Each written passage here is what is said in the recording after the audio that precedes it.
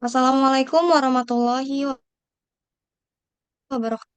Kami dari kelompok 5, kelas C dan D, akan mempresentasikan hasil dari pembuatan sistem peminjaman ruangan berbasis web.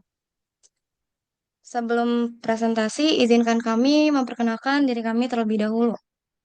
Perkenalkan, saya Usi Cantika dengan NIM 333-723-0008. Lalu teman saya, Saya Andiko Ramadhani dengan NIM 33372300003. Nama saya Rivaldi Abiansah dengan NIM 333-723-0049. Dan nama saya Raja Revani Ramadan dengan NIM 333-723-0061. pada halaman login, terdapat user akan diminta untuk memasukkan email dan password. Semisal eh, usernya adalah seorang admin. Lalu pilih untuk masuk. Jika belum mempunyai akun, silakan buat akun terlebih dahulu. Setelah berhasil login, terdapat panduan singkat. Nah, ini ada panduan singkat kayak ruang ruang saya itu apa, pinjam ruang itu apa, kelola gedung, kelola ruang, kelola user, kelola dan lapor peminjaman, dan juga ada verifikasi peminjaman. Oke, lanjut.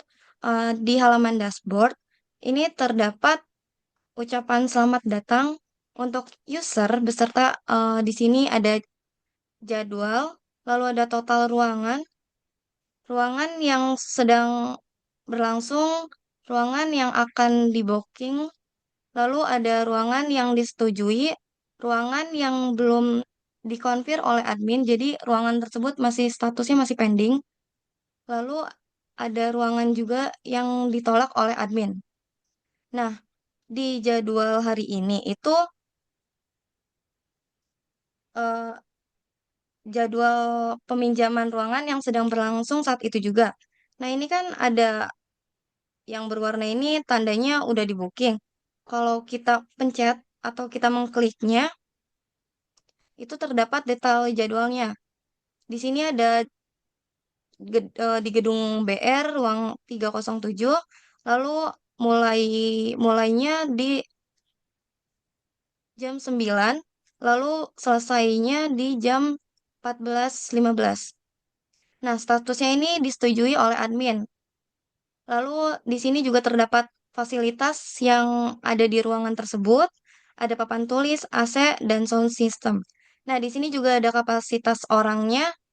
Kalau di gedung ini mencakup 25 orang.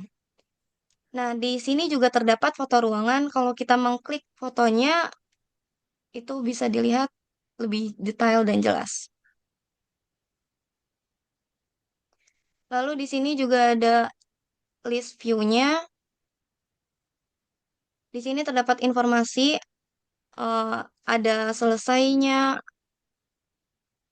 dan juga informasi-informasi jadwal yang statusnya reject, pending, dan juga disetujui oleh admin.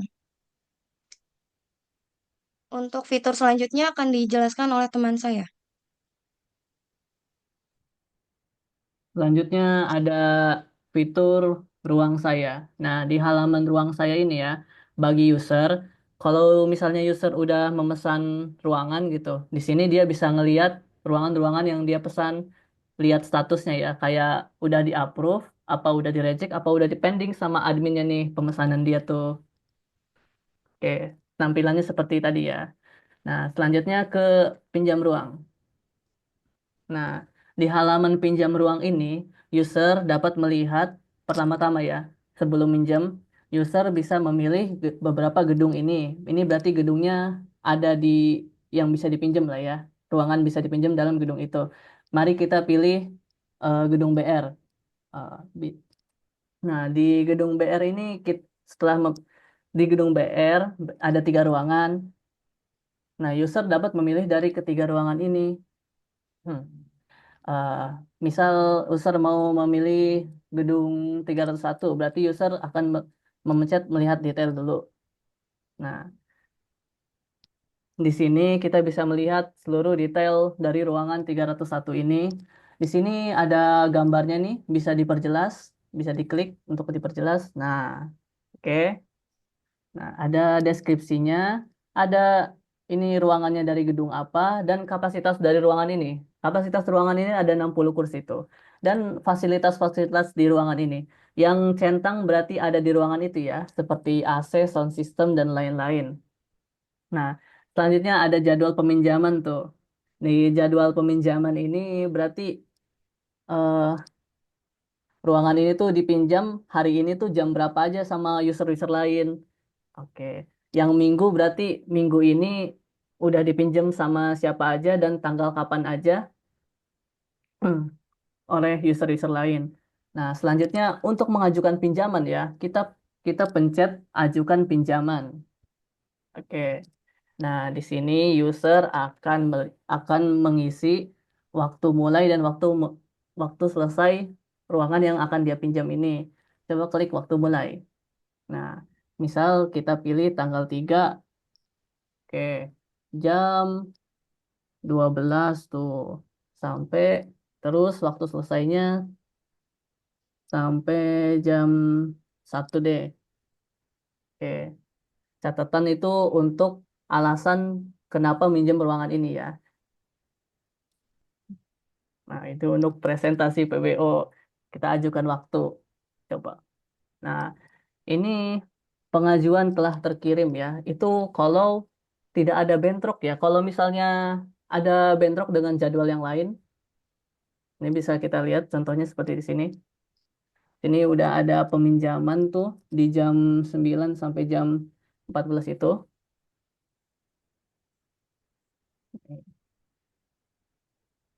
Kalau misalnya bentrok akan ada jadi warna merah ya, ada peringatan gitu kalau waktu bentrok, maka tidak bisa ngajukan waktu. Oke. Oh iya, dan juga ini kan tampilannya tanggal nih ya. Kalau misalnya kita pencet tombol tampilkan list peminjaman, yang tadinya tampilannya tanggal akan menjadi tampilannya list ya. Ini tadi dipinjamnya cuma satu, jadi cuma satu aja tuh di situ. Ini untuk kemudahan membaca ya buat para user-user ini. Di sini juga bisa ngeliat tuh jadwal-jadwalnya, status jadwalnya, dan selanjutnya fitur-fitur selanjutnya akan dijelaskan oleh rekan-rekan saya yang lain. Nah, baik, selanjutnya di sisi admin, pertama saya akan menjelaskan terkait fitur kelola gedung.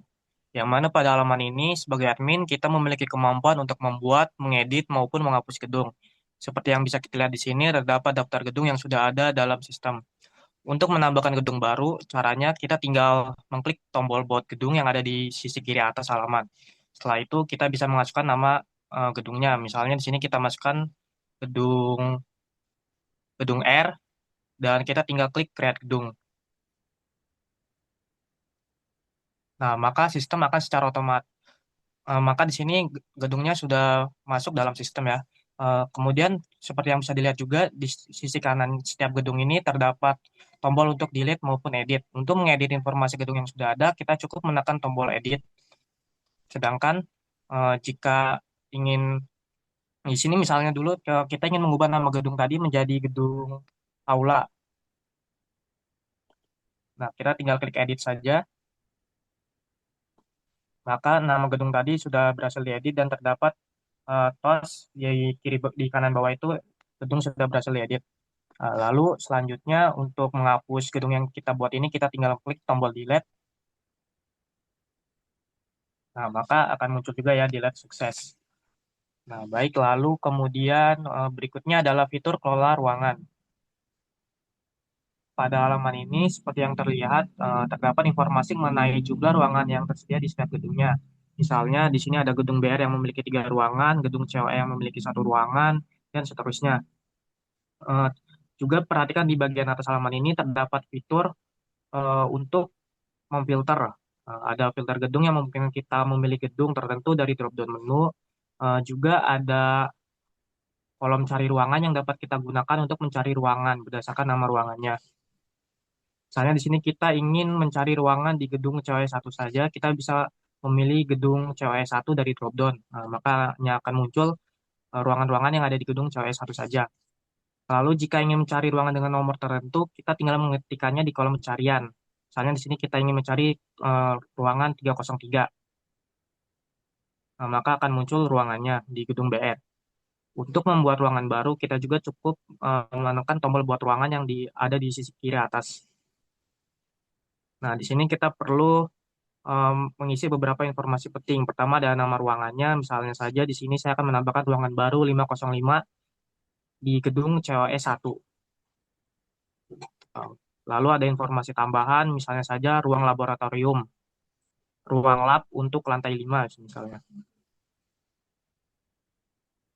Dan estimasi kapasitas ruangannya misalnya saya isi 30.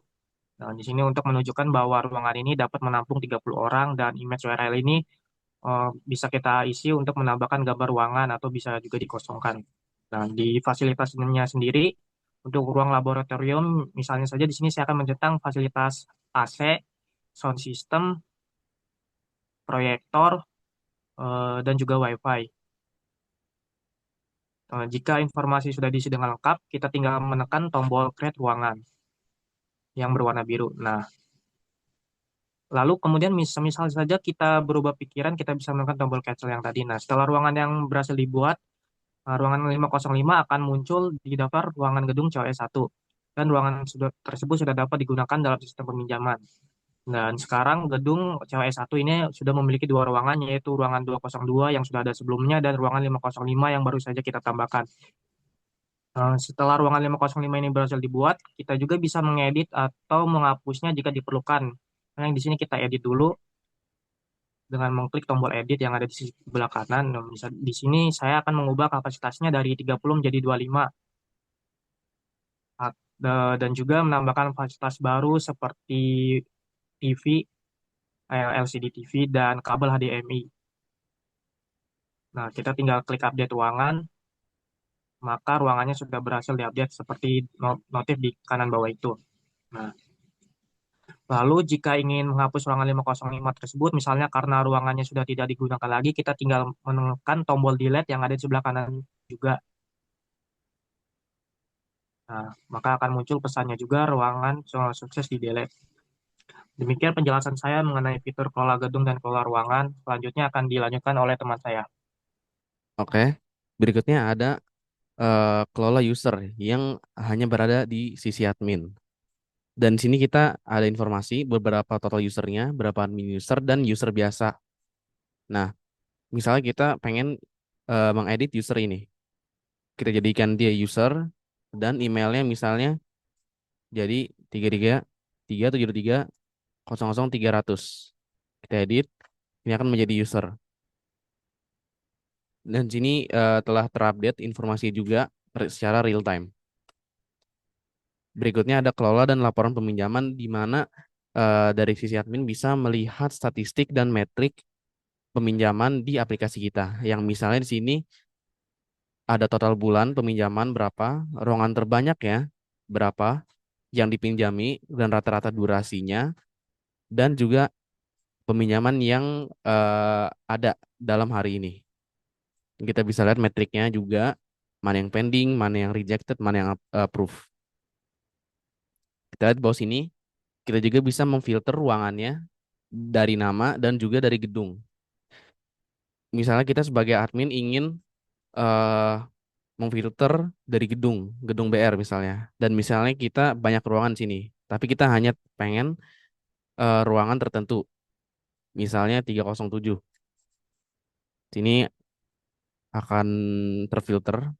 Kayak misalnya kalau kita ke cewek, ini tidak ada ya. Cuma ada satu ruangan doang. Kita bisa filter dari situ, audit juga, letter U juga, dan lain-lain. Kita bisa lihat juga eh request dari peminjaman itu. Kita bisa lihat di sini ada yang dari jam 8 sampai jam 8.30, sini ada yang dari jam 9 sampai jam 11. Dan sini kita bisa mendownload datanya, peminjamannya dalam bentuk CSV.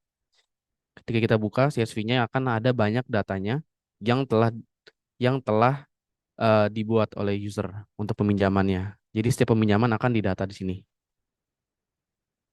Bakal ada semuanya, ada ID-nya, email dari si peminjamnya, ada ruangannya mana, gedungnya di gedung apa, statusnya apa, catatan mulai, selesai, dan dibuatnya kapan. Nah, dan di paling bawah ini ada verifikasi peminjaman.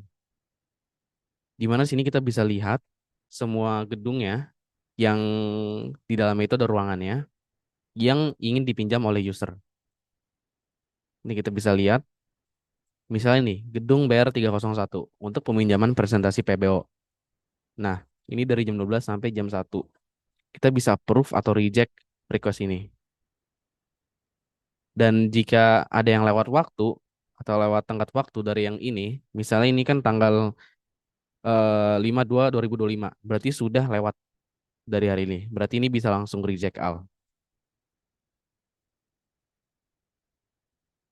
Mungkin itu saja.